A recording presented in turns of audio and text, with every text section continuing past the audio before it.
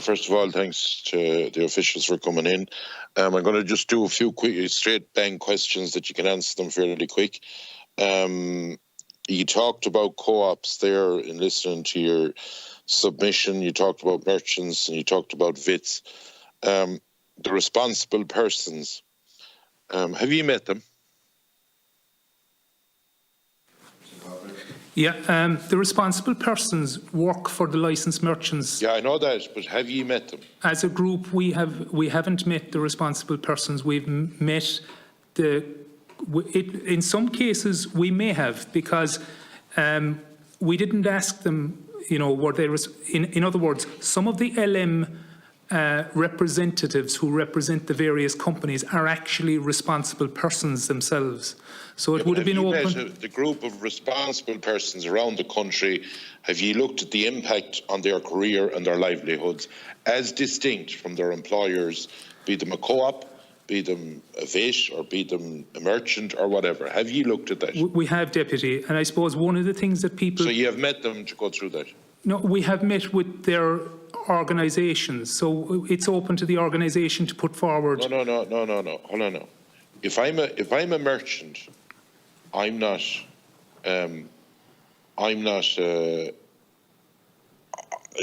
if they're working for me or whatever, I won't be. It's my business I'm looking at, not them.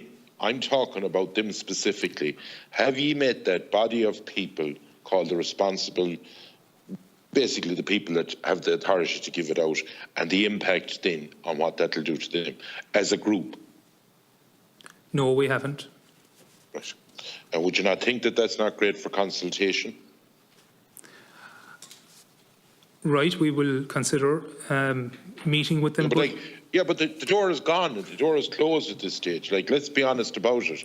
We have heard back from the veterinary side of it 3 or 4 months ago that the game is up, that you were driving on with what you were at. And, you know, there's no point in, just for the sake of, you know, basically a show, to say that we met this one and the other one. There's no point doing it at the last minute. This should be done months and months ago. It is astonishing to hear, as Deputy Daly, as I listened there to Deputy Daly's question, that it's since last May was the last time other groups were met. My next question to you is, with less than 4 months to go, and in the unlikely event of the e-prescribing system being ready, my understanding is why VITs are allowed to upload up to 5 days after dispensing. Is that correct? The regulation itself, regulation itself. I'm asking the question that in the event, basically the e-prescribing system probably not ready, why are VITs allowed under, it is my understanding from everything I've read, to upload up to 5 days after dispensing? Perhaps maybe I can see your question now. The regulation states for antimicrobial medicines only that they must be dispensed within a 5-day period. It is very prescriptive on the time from when the vet writes the prescription to when the product gets dispensed, and that's for antimicrobials only. That is not for antiparasitics. Now, in relation to the uploading, that's why I handed over to my colleague. I thought there is no decision in relation to that. Now, we do have... It's our understanding, not sorry for cutting across you, that they're being allowed to upload up to 5 days after dispensing. Is that correct or not? Just to clarify, and Deputy, after dispensing, they're allowed to upload. So that's recording the information into the system. If that's happened, then the medicine is actually being administered or has been presented to the animal owner. So we're given time frame. We will be given time frames to allow people to upload the recording of that prescription information to the system. The idea with the system itself is that it will allow non-dispensed medicines to be available immediately to people to get their medicines from whichever outlet they see fit. But if it's dispensed already, then it's not the case that it needs to be immediately uploaded onto the system. But does this not give a scenario where it eliminates anyone other than a VIT from dispensing medicine? It eliminates everybody else other than a VIT. Isn't that correct? I think so. Deputy, what that means is that when you're obliged to record the sale, the dispensing. So it applies as well to LMs. It applies to anybody who needs to record on the system that they have dispensed a product. So it applies to all of the retailers equally, that they have to put the product up. And we're not saying to them, you must put it up immediately the moment you sell it. We're giving them, and I think this is standard practice across many systems, we're giving them a period during which they can put it up. Let's say it was a Friday evening and they dispensed the product just before closing time. We're not going to expect that information to be on our database at that moment. We're giving 5 days, as I understand it. But and again, the distinction, Deputy, is that, you know, for non-dispensed medicines, they need to be up on the system immediately to allow people to be able to dispense them here. But if they're dispensed, there's no immediate rush that it needs to be up onto the system itself, because the dispenser's not going to be able to dispense because it's already gone. But if the vet has not dispensed, he's written the prescription and he's the only person that could write the prescription. If he's generated and he hasn't dispensed that medicine, he needs to upload it immediately onto the system. Would it be fair to say that the document received by some of the bodies that give you legal opinion was a two-liner, that the Attorney General didn't agree with the thing or whatever, right? Why wasn't all the information, the full document, given to those people to be able to read through it when they were good enough to give you legal opinion? that was the instruction that came from the AG's office. Yeah, but in fairness to anybody that's fighting or trying to put their case forward to ye, they were good enough to give ye a legal opinion. Shouldn't you be good enough to give the view of the opposite legal opinion to them in detail to study? Why wasn't that done? As I understand it, Deputy Fitzmaurice, this is standard practice with legal opinion. It is for the person who seeks it. But it's very easy to write a two-liner and say, Michael Fitzmaurice doesn't agree with something. Well, I can assure you it's not a two-liner. Well, it's a two-liner I've been informed of. Are ye concerned, and let's be, we'll go back again, with how close the border is here, are ye concerned that with the different set up in different areas, that there is a problem going to arise with the border where certain farmers, whether you like it or whether you don't, is going to get the stuff across the border?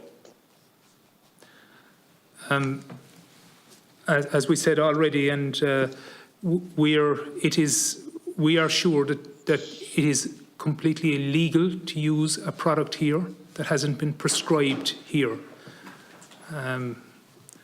So you can source your product legally in the north if you have a valid prescription from the south.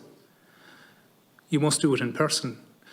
Okay, all right, that's okay. So now let's live in this little world of the normal small 5 or 10 or 15 herd of suckler cows in the west of Ireland, or any part of Ireland for that matter, or the person that has 50 or 60 sheep. They're actually going to be more affected. But just say the herd test comes up once a year and your vet comes in doing your herd test.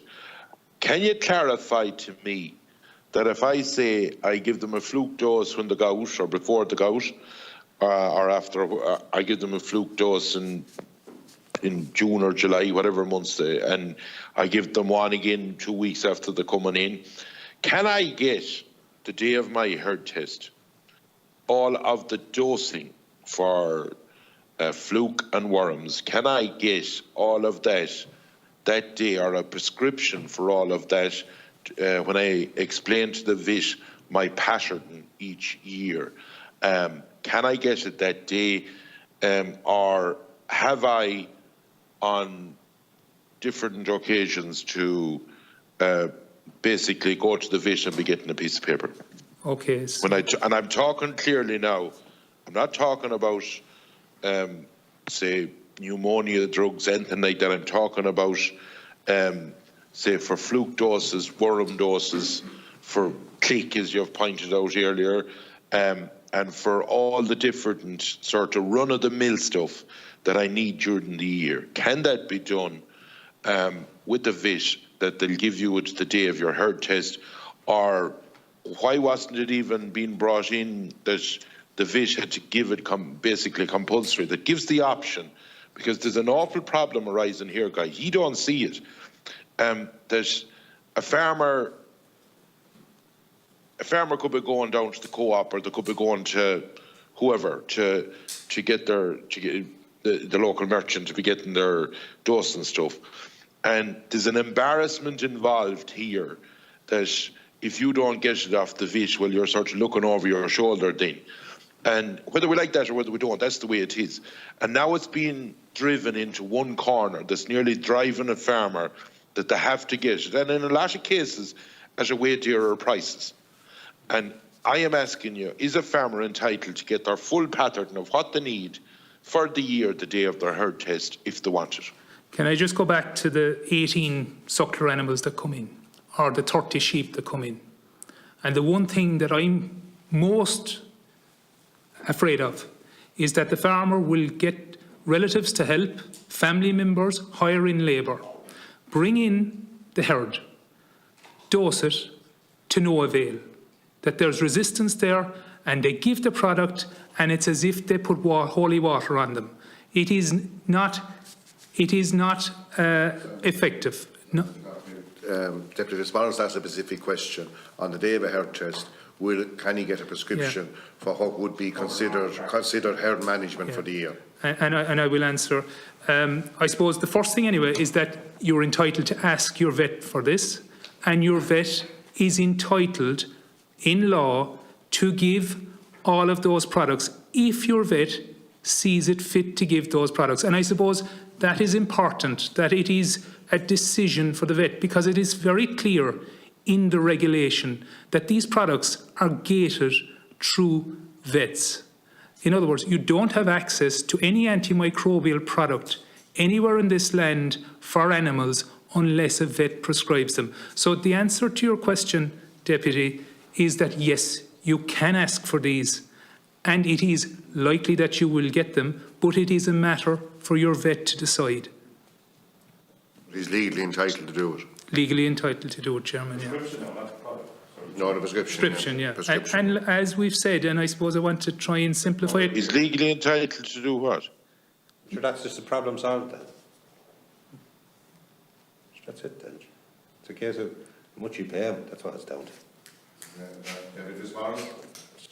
Yeah, just, I'll be quite honest with you. I fear that what you're doing with this at the moment is, and especially with the system that was there, in all fairness, we're leaving a body of people that's extremely experienced.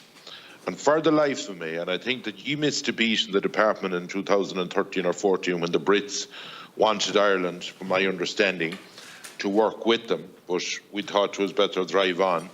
And now the regulation seems to be the problem. I would ask a few things. I would ask you to give the full printout of the document of the legal advice. I think it should be standard under freedom of information. The taxpayers are paying for it. I think that's the first thing. I think the second thing is you should look long and hard at a course that will bring basically the qualified person, or the person in the merchants that's qualified to give it out, that they can be brought to a standard for just the, and make me very clear on this, for fluke and worm doses, the likes of that. I'm not on about highly sophisticated stuff. And them are two things I think you should look at. Thirdly, I think it's abysmal. In my opinion, the decision was made a few months ago. It is abysmal to hear that you didn't meet those qualified persons, or that you didn't meet the other groups since April of last year. And look, we're within 2 months of it coming around the corner. The decisions were made. The deal is done with the VITs. And in my opinion, and I think it's a bad way to behave when you talk about consultation. Consultation is about sitting down with all the relevant parties on a constant basis to solve something. And I think you should go back and look to see about a course that will qualify you under Europe, that will get those people out the gap.